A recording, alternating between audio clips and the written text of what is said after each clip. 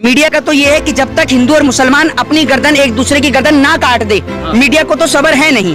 Media तो अभी भी सब्र लेने का नाम नहीं ले रहा है। ये स्टेटमेंट जो नूपुर शर्मा ने दिया है, ये स्टेटमेंट भारतीय जनता पार्टी का कोई नेता नहीं दे सकता क्या? बताइए, क्यों नहीं देते? अमित शाह क्यों नहीं देते? देश के तमाम बड़े बड़े नेता, प्रधानमंत्री। अगर कहीं भी दंगे होते हैं, कहीं भी राइट्स होते हैं, तो उसमें सिर्फ एक ही व्यक्ति मरती है और वो है इंसानियत और गरीब आदमी के बच्चा। बाकी कोई नेता का बच्चा नहीं मरता, कोई पॉलिटिशियन का बच्चा नहीं। जब दिखेगा भारतीय जनता पार्टी को कि अब पानी जो है वो सर से ऊपर बह चुका है और हिंदू मुसलमान को बहुत लड़ा लिया, लास्ट में गिरफ्तार करा देगा और उसके बाद कहेंगे कि हिंदू जागो, हिंदू जागो। और भारत देश का मुसलमान संविधान में भरोसा रखता है, ना कि हिंसा के अंदर। और भारत देश का मुसलमान कह रहा है आप माफी मांगिए। अपने बेटे को बीसीसीआई में सचिव बना रहा है, मध्य प्रदेश का मुख्यमंत्री अपने बेटे को एलएलबी करा रहा है और देश की गरीब जनता का बच्चा बजरंग दल में जाएगा, आरएसएस में जाएगा। वो स्कूल क्यों नहीं जाएगा? वो कॉलेज क्यों नहीं जाएगा? जो 8 से 9 बजे का कार्यक्रम मीडिया का चलता है ना, इसको संभालना बहुत मुश्किल है। ये पूरे देश में नफरत और जहर घोलने का काम करता है। तो देशवासियों से निवेदन है कि अपने दिमाग का प्रयोग करें। आप लोग अनाज खाते हैं, गोबर नहीं।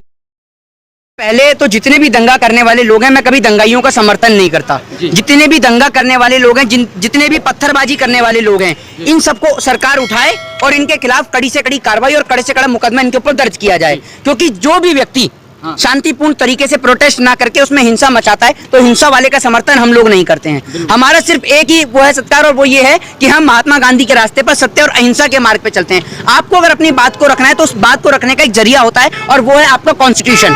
आप कॉन्स्टिट्यूशन के माध्यम से अपनी बात को रखेंगे, आप कोई हिंसा नहीं फैलाएंगे। और जो भी व्यक्ति अगर हिंसा फैलाता है तो उपद्रवी का साथ कोई भी नहीं देता है। इस देश के अंदर जो भी उपद्रव फैलाए, चाहे वो हिंदू हो, चाहे वो मुसलमान हो, चाहे वो सिख हो, चाहे ईसाई हो, कोई भी अगर पत्थर फेंकता है, लाठी डंडे मारता है, और पुलिस आपके और हमारी सेफ्टी के लिए अगर पुलिस के ऊपर कोई भी पत्थरबाजी होती है, पुलिस के ऊपर कोई भी किसी भी तरीके का उसके ऊपर अत्याचार होता है, तो सरासर गलत है। क्योंकि पुलिस आपकी और हमारी प्रोटेक्शन के लिए बनी है। बिल्कुल, जिस तरह से मीडिया एक समाज को टारगेट कर रहा है। मीडिया का तो देखिए, सुन लीजिए, मीडिया का तो ये है कि जब तक हिंदू और मुसलमान अपनी गर्दन एक दूसरे की गर्दन ना काट दे, मीडिया को तो सब्र है नहीं। मीडिया तो अभी भी सब्र लेने का नाम नहीं ले रहा है। मीडिया एजुकेशन के नाम पे कभी डिबेट ही नहीं करता। मीडिया को कभी डेवलपमेंट के नाम पर डिबेट ही नहीं करनी है। उसका तो एजेंडा फिक्स है ना, हिंदू और मुसलमान का। तो क्या आप पढ़े लिखे होने के बावजूद भी अनपढ़ हैं? क्या आपका दिमाग काम नहीं करता? आप अनाज खाते हैं या गोबर खाते हैं, ये बताइए आप मुझे। अगर आप अनाज खाते हैं तो आप हिंदू और मुसलमान के नाम पे लड़ी क्यों रहे हैं? आप लड़िए एजुकेशन के नाम पे, आप लड़िए हेल्थ के नाम पे, आप लड़िए डेवलपमेंट के नाम पर। हिंदू मुसलमान के नाम पे क्यों लड़ते हैं? ये बताइए ना आप मुझे। आप मुझे ये बताइए कि आपने ऐसा कौन सा कर्म करा है कि आप मुस्लिम हुए, या मैंने ऐसा कौन सा कर्म करा है कि मैं हिंदू हुआ? आप अपने प्रकाश मौलाना को उठाइए, मैं अपने प्रकाश पंडित को लेकर चलता हूँ। मौलाना और पंडित दोनों को लेकर चलते हैं अनाथ आश्रम के अंदर। अनाथ आश्रम में मौलाना और पंडित दोनों मिलकर बताएं कि ये जो लाखों हजारों बच्चे जो अनाथ आश्रम में बैठे हैं, ये किसके बच्चे हैं? हर एक बच्चा अपने पिता का नाम जानना चाहता है, तो बताएं किसके बच्चे हैं। अगर आपको इतनी पहचान है कि कौन हिंदू है, कौन मुसलमान है, कौन सिख है, कौन ईसाई है। हमें सबसे बड़े गर्व की बात है कि हम भारत देश के नागरिक हैं, हम इंडियन हैं। इससे बड़े गौरव की बात क्या होगी कि आप भारत देश में आपने जन्म लिया, जिस भारत देश की संस्कृति को, जिस भारत देश के कल्चर को, जिस भारत देश की वेशभूषा को पूरे विश्व में जाना जाता है। हम उस भारत देश के निवासी हैं, जिस भारत देश में दिवाली और रमजान एक साथ बनता है। और दूसरी बात ये कि जो लोग आज हिंदुस्तान के अंदर बम ब्लास्ट करने की धमकी दे रहे हैं ना, धमाके करने की धमकी दे रहे हैं, तो उनको एक बात बता दें कि हिंदुस्तान के अंदर तो अंग्रेज नहीं टिक पाए, तो आप जैसे लोगों की औकात क्या है? आप लोगों का स्टैंडर्ड सिर्फ इतना है कि आप लोग टेररिस्ट हैं, आप लोग धमाके कर सकते हैं, ठीक है ना। लेकिन ये देश हिंदू मुस्लिम सिख ईसाई एकता से चलता है। अगर कोई व्यक्ति किसी भी प्रकार के अभद्र शब्द का प्रयोग करता है तो उससे ये नहीं है कि समाज का माहौल खराब होता है। पूरा देश आज एक साथ खड़ा रहता है, ठीक है। किसी से गलती हो जाती है और उनको माफी मांगनी चाहिए। जो माफी वही मांगते हैं, आपको मैं एक बात बता दूं, झुकते वही हैं जो फलदार वृक्ष होते हैं। ताड़ के पेड़ कभी झुका नहीं करते, और झुकने से कोई आदमी छोटा नहीं हो जाता। ये बात मैं आपको बता दूं। अगर माफी मांगने से तो किसी नहीं हो रहा है ना, लगातार एफआईआर पूरे देश भर में हो रहा है। देखिए, भारतीय जनता पार्टी का भी तो एक स्टैंडर्ड है ना। भारतीय जनता पार्टी जब तक इस मुद्दे को भुना ना ले, इसके नाम पर 2-3 जगह 4-5 जगह दंगा ना करा ले, जब तक भारतीय जनता पार्टी वोट ना बटोर ले, भारतीय जनता पार्टी तो हिंदुओं का इस्तेमाल करती है। ये स्टेटमेंट जो नूपुर शर्मा ने दिया है, ये स्टेटमेंट भारतीय जनता पार्टी का कोई नेता नहीं दे सकता क्या? बताइए, क्यों नहीं देते? अमित शाह क्यों नहीं देते? देश के तमाम बड़े बड़े नेता, प्रधानमंत्री गायब हैं, लापता हैं। बताइए आप मुझे। अब आप एक बात मुझे बताइए, हम ही इकलौते हिंदू रह गए हैं, और भी लोग हिंदू हैं। अमित शाह का बेटा भी हिंदू है। अमित शाह का बेटा ताजमहल का एक आध कमरा खुलवाएगा या नहीं खुलवाएगा? सारे कमरे हम नहीं खुलवाएंगे। कुतुब मीनार पे चढ़ के चालीसा भी हम ही पढ़ेंगे। वो शिवराज सिंह चौहान का बेटा नहीं पढ़ सकता? ये बताइए ना आप मुझे। मतलब मरने के लिए गरीब जनता के बच्चे, ठीक है। अगर कहीं भी दंगे होते हैं, कहीं भी राइट्स होते हैं, तो उसमें सिर्फ एक ही व्यक्ति मरती है और वो है इंसानियत और गरीब आदमी के बच्चा। बाकी कोई नेता का बच्चा नहीं मरता, कोई पॉलिटिशियन का बच्चा नहीं मरता। ये बात मैं आपको बता दूं। तो हिंदू और मुसलमान के नाम पर अपना आपसी स्वार्थ आप खराब ना करें। और जो लोग कह रहे हैं ना कि सर कलम कर दें, सर कलम कर दें, ये हमारे देश की संस्कृति नहीं है। हमारे देश की संस्कृति नहीं है। हमारे देश में संविधान क्यों बनाए?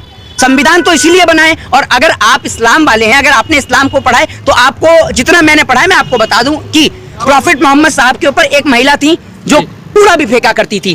तो एक दिन जब वो कूड़ा नहीं फेंकती तो वो उनसे सवाल करते हैं कि माँ तू मेरे ऊपर कूड़ा क्यों नहीं फेंक रही है? तो वो माँ उससे कहती है कि मैं तेरे ऊपर रोज कूड़ा फेंका करती थी, तू तब भी आज मुझसे पूछने के लिए आया है। तो ये धर्म है, ये रिलीजियन है, ठीक है ना? तो आप किसी का सर कलम करेंगे तो उसमें और हम में कोई अंतर नहीं रह गया है। और बात रही सऊदी अरबिया की, दुबई की, तो वो सऊदी अरबिया और दुबई है, ये डेमोक्रेटिक कंट्री है, ये लोकतांत्रिक देश है, ये भारत है, इंडिया है। यहाँ पे अपना संविधान चलता है। यहाँ किसी अंग्रेज का या सऊदी अरबिया का, दुबई का कहीं का कॉन्स्टिट्यूशन नहीं चलता, यहाँ इंडिया का कॉन्स्टिट्यूशन चलता है। और भारत देश का संविधान और भारत देश का मुसलमान संविधान में भरोसा रखता है, ना कि हिंसा के अंदर। और भारत देश का मुसलमान कह रहा है आप माफी मांगिए, 100 बात की एक बार डेफिनेटली भारत देश का मुसलमान ये कह रहा है कि अगर भारत देश का कोर्ट अगर इनको 5 साल की सजा सुनाएगा, 2 साल की सजा सुनाएगा, 1 साल की सुनाएगा, 6 महीने की सुनाएगा, तो पूरे देश का हिंदुस्तान उसको स्वीकार करेगा, पूरे देश का नागरिक उसको स्वीकार करेगा। लेकिन जो लोग इस तरीके की हरकतें कर रहे हैं कि भाई सरकरम कर दें, हम उन लोगों को बिल्कुल भी समर्थन और सपोर्ट नहीं करते हैं। That's all. तो नुपुर शर्मा का अभी तक गिरफ्तार क्यों नहीं हुआ? आपका को क्या? मैं आपसे क्या बता रहा हूं आपको, भारतीय जनता पार्टी इस्तेमाल कर रही है। जब दिखेगा भारतीय जनता पार्टी को कि अब पानी जो है वो सर से ऊपर बह चुका है और हिंदू मुसलमान को बहुत लड़ा लिया, लास्ट में गिरफ्तार करा देगा और उसके बाद कहेंगे कि हिंदू जागो, हिंदू जागो।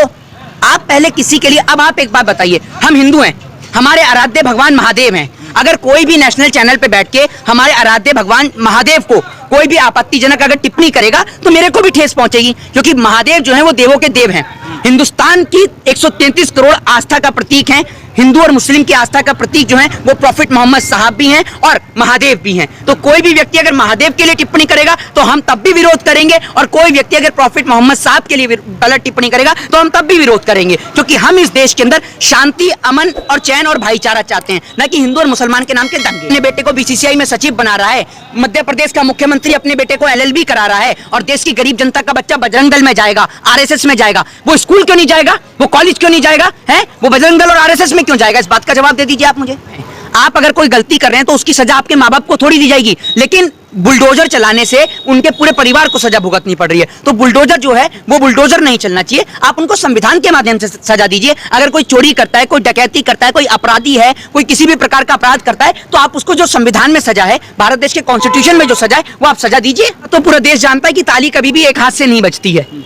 अगर आप पत्थर फेंकें, ये हो सकता है कि पत्थर पहले आपने फेंका हो, मैंने फेंका हो, ये हो सकता है, लेकिन आप सोचें कि भाई ताली एक हाथ से बजती है, तो ऐसा नहीं है। तो कार्रवाई जो है वो निष्पक्ष होनी चाहिए, ताकि देश के लोगों का संविधान में भरोसा बढ़े, देश के लोगों का प्रदेश के मुख्यमंत्री पर भरोसा बढ़े, और देश के लोग एक अमन, चैन और शांति की नींद ले सके। इस देश एक निष्पक्ष कार्रवाई होनी चाहिए, और पत्थर बरसाने वाला चाहे हिंदू हो, मौलाना हो, चाहे पंडित हो, कोई भी हो, उठा के जेल में बंद करिए। ये देश संविधान से चलता है। ये देश में सत्य और अहिंसा की जगह, हिंसा करने वालों की कोई जगह नहीं है। क्योंकि अगर जो हिंसा करने वाले लोग हैं ना तो वो कुरान को मानने वाले लोग हैं, ना वो गीता और बाइबिल को मानने वाले लोग हैं। वो सिर्फ ऐसे लोग हैं, क्योंकि जो आदमी अगर कुरान को पढ़ा होगा, गीता को पढ़ा होगा, जो आदमी बाइबिल को पढ़ा होगा, वो आदमी कभी किसी को ठेस नहीं पहुंचा सकता, कभी किसी को चोट नहीं पहुंचा सकता। क्योंकि चाहे इस्लाम हो, चाहे हिंदू धर्म हो, चाहे वो सिख धर्म हो, चाहे वो ईसाई धर्म हो, सभी धर्मों में मानवता को सर्वोपरि रखा गया है, इंसानियत को सर्वोपरि रखा गया है, और जन कल्याण की बात कहा गई। देश के अंदर जो एक घंटे जो 8 से 9 का कार्यक्रम चलता है हिंदू और मुसलमान को लड़ाने का, अगर उसकी जगह कार्यक्रम चले कॉन्स्टिट्यूशन का, तो इस देश का हर एक नागरिक संविधान का जानकार बने और संविधान का प्रयोग करे, राइट टू स्पीच का प्रयोग करे, राइट टू फ्रीडम का प्रयोग करे। इस देश में सब कुछ संभालना आसान है, सिवाय एक चीज को छोड़कर, जो 8 से 9 बजे का कार्यक्रम मीडिया का चलता है ना, इसको संभालना बहुत मुश्किल है। ये पूरे देश में नफरत और जहर घोलने का काम करता है। तो देशवासियों से निवेदन है कि अपने दिमाग का प्रयोग करें। आप लोग अनाज खाते हैं, गोबर नहीं, तो आप उसका प्रयोग करें अपने दिमाग का, और संविधान और कॉन्स्टिट्यूशन को फॉलो करते हुए देश के अंदर अमन, चैन, शांति का पैगाम